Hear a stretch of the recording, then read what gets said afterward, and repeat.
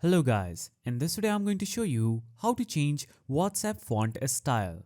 So in order to do this, simply navigate to your settings on your mobile phone. Now click on the search icon and search for font. Now choose font style, and here what you'll have to do is simply click on the font style button that will be set as default. Now as you can see on my WhatsApp, the font style is currently like this.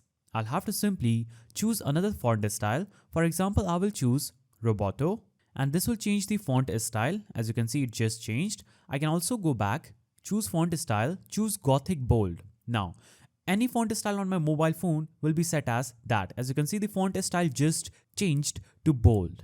So the simple way is navigating to settings, searching for font and choosing font style and then changing the font style. So that is the simple way to change WhatsApp font style. If you found this video helpful, please don't forget to give it a thumbs up, and thanks for watching.